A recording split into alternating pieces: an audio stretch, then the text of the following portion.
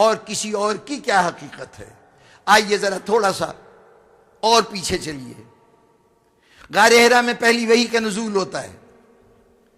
وہ نزول اس وحی کا کہ جو ہمارے علم میں ہے. ہم نہیں جانتے کہ اس سے پہلے اللہ سے کتنے رابطے تھے اور کون کون سے پیغام ذات رسالت پہ آئے، لیکن ضرور رسول پر آنے والے پیغامات اس سے پہلے بھی تھے. اگر پہلے نہ ہوتے تو جبرائیل آ کے کہہ رہے ہیں اقرا باسم ربک الذی خلق خلق الانسان من علق اقرا وربکم الاکرم علمہ الانسان بالقلم علمہ ما لم یعلم. اے رسول پڑھو اس رب کے نام سے کہ جس رب نے تمہیں خلق کیا ہے، جس نے تمہیں گوشت کے لوتھڑے سے ایک انسانی وجود عطا کیا. وہ رب پڑھو اس کے نام سے جو بڑا مکرم ہے، بڑی شان والا ہے، بڑی عزتوں والا ہے. اور وہ خدا جس نے تم کو قلم سے لکھنا سکھایا اور جس نے انسان کو وہ تعلیم دی جو وہ نہیں جانتا تھا. یہ 5 آیتیں ہیں سورہ علق کی جو سب سے پہلے نازل ہوئی ہیں. اب یہ جو 5 آیتیں نازل ہوئی ہیں تو غور فرمائیے ان آیتوں میں کیا کہا گیا ہے؟ پڑھو اس کے نام سے. اس کے بعد جو کچھ کہا جا رہا ہے وہ اللہ کی صفات ہیں. وہ اللہ جس نے تمہیں خلق کیا، وہ جس نے لوتھڑے سے بنایا، وہ جس علم انسان کو وہ علم عطا کیا کہ جو انسان نہیں رکھتا تھا، انسان کو قلم سے لکھنا پڑھنا سکھایا، علم عطا کیا، اور وہ بڑے شان والا ہے. جو بسم اللہ الرحمن الرحیم آپ پڑھتے ہیں اس کا کیا مطلب ہے؟ شروع کرتا ہوں اس اللہ کے نام سے جو رحمان ہے رحیم ہے. وہاں 2 صفتیں بتائی گئی ہیں، یہاں 5 صفتیں بتائی گئی ہیں. ورنہ ایک بسم اللہ وہ ہے اور ایک بسم اللہ یہ ہے. بھئی اس کے اندر یہی تو کہا جا رہا ہے نا، پڑھو اس کے نام سے. اقرا باسم، پڑھو اس کے نام سے. کون؟ جو ایسا ہے ایسا ہے ایسا ہے. کیا پڑھو؟ وہ کہاں ہے جو کہا جائے پڑھو؟ کہا گیا کہ رسول اللہ نے کہا مجھے تو پڑھنا نہیں آتا. ارے جناب والا اس سوال کا جواب یہ ہوتا. دیکھیے، یا تو جبرائیل کوئی تختی لے کے آتے، کتاب لے کے آتے اور رسول کے سامنے کہتے کہ یہ پڑھو، تو رسول کہتے کہ بھائی مجھے پڑھنا نہیں آتا. اگر کوئی تختی آئی تھی تو کہاں گئی؟ کوئی سراغ کسی حدیث میں، کوئی روایت کی یہ تختی وہاں گئی؟ جی نہ کوئی تختی تھی، نہ صفحہ تھا، نہ کاغذ تھا، اور جبرائیل کہہ رہے ہیں پڑھو. تو اس کے جواب میں تو رسول کو یہ کہنا کہ مجھے پڑھنا نہیں آتا، اس کے بجائے ان کو کہنا چاہیے تھا پڑھوں کیا، پہلے دکھاؤ تو صحیح. جی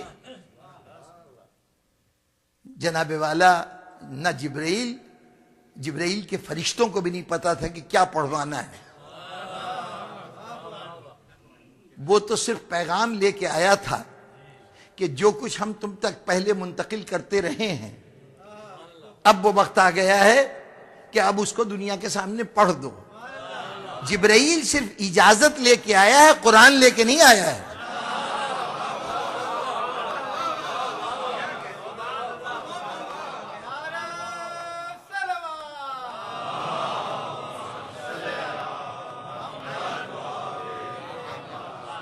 اچھا جناب، اس رفتار سے چلتا رہا تو پھر بات بہت لمبی ہو جائے گی.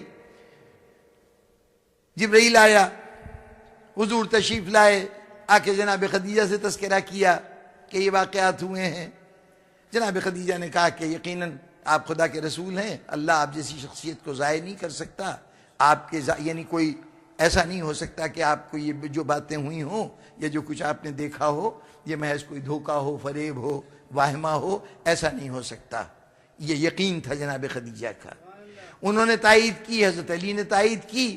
اور اب اس کے بعد صورتحال یہ ہے کہ دین اسلام جو ہے وہ صرف ان 3 آدمیوں پہ مشتمل ہے. پوری دنیا کی مسلم آبادی جو ہے وہ یا وہ پیغمبر ہے جو دین کا پیغام دے رہا ہے، یا یہ 2 ماننے والے ہیں. اور اس کے لیے سند بھی موجود ہے ہمارے پاس تاریخ کی کہ کوئی شخص مدینے سے آیا تھا، حضرت عباس رسول اللہ کے چچا کے پاس بیٹھا ہوا تھا. خانہ کعبہ کے نواح میں ان لوگوں کی نشستیں تھیں، مختلف جگہ پہ بیٹھا کرتے تھے. اتنے میں وہ کہتا ہے کہ میں نے دیکھا کہ ایک ادھیڑ عمر کی شخصیت آئی اور وہ آ کے کھڑی ہو گئی خانہ کعبہ کی طرف منہ کر کے. اتنے میں خاتون آئی, اپنے آپ کو چادر سے ڈھانپ رکھا تھا, وہ آ کے ان کے پیچھے کھڑی ہو گئی. پھر ایک لڑکا آیا 10-11 سال کا, وہ آ کے ساتھ کھڑا ہو گیا, اور وہ ایک خاص انداز سے عبادت کرنے لگے. کبھی جھکتے تھے, کبھی سجدے میں جاتے تھے, کبھی بیٹھ جاتے تھے. تو وہ کہتا ہے کہ میں نے پوچھا حضرت عباس سے, رسول اللہ کے چچا سے, کہ یہ کیا ہے بھائی, آج تک ہم نے یہ طریقہ عبادت یہاں نہیں دیکھا. اس نے کہا یہ میرا بھتیجا ہے, یہ کہتا ہے کہ میں اللہ کی طرف سے پیغمبر بن کے آیا ہوں, اور یہ اس کا طریقہ عبادت ہے. کہا یہ پیچھے کون ہے؟ کہا ایک تو اس کی شریک زندگی ہے, اور ایک اس کا چچا زاد بھائی ہے, وہ بھی میرا بھی بھتیجا ہے. یہ دونوں ان کے پیچھے نماز پڑھ رہے ہیں. تو اس نے پوچھا کہ اس مذہب کا کوئی اور تیسرا بھی ماننے والا ہے؟ جناب عباس کہتے ہیں کہ صفحہ زمین پر ابھی تک ان 3 کے علاوہ چوتھا ہم نے اس مذہب کا ماننے والا نہیں دیکھا.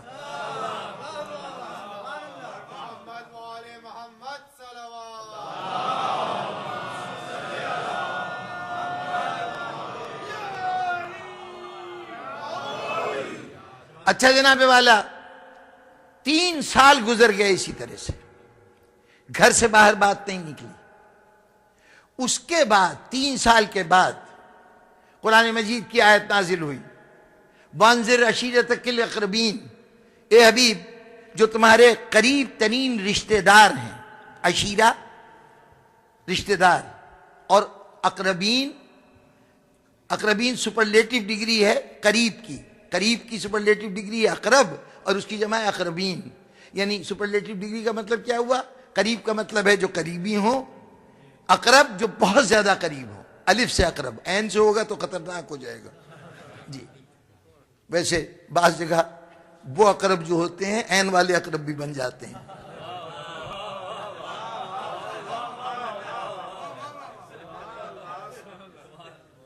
تو اقربین بہت زیادہ قریبی. تو اے حبیب بہت زیادہ قریبیوں کو کے دلوں میں اللہ کا خوف دلاؤ, ان کو بتاؤ کہ قیامت آنے والی ہے, تمہیں اس کے سامنے جواب دینا ہے. یہ حکم آیا. اب اس کے اوپر آپ نے قریبیوں کا ایک اجتماع کیا. اب ایک بات بالکل سیدھی سی ہے کہ 3 سال تک پیغام الہی صرف اس گھر تک محدود رہا جہاں حضور رہتے تھے, باہر نہیں نکلا ہے. اگر باہر کسی نے سنا ہے تو خبر کے طور پر, افواہ کے طور پر, کہ بھئی یہ کہتے ہیں کہ میں نبی ہوں. حضور نے جا کے باہر والوں سے کچھ نہیں کہا ہے. 3 سال کے بعد حکم کہ اب گھر کے بجائے گھرانے کو شامل کرو, جو رشتہ دار ہیں اور ان کو بھی بلا لو. اور اب اس کے بعد زمانہ معین نہیں ہے, کوئی کہتا ہے 3 مہینے کے بعد, اس کے بعد 4 مہینے کے بعد آپ کو حکم آیا کہ اب تم اس خبر کو عام کر دو, گھر سے باہر بھی, دوسرے قریش تک بھی یہ پیغام پہنچا دو. اب اگر یہ دیکھنا ہو کہ پہلے اسلام کون لایا, تو سب سے پہلے گھر میں ڈھونڈو, پھر گھرانے میں ڈھونڈو, پھر باہر جا کے دیکھنا اسلام کون لایا.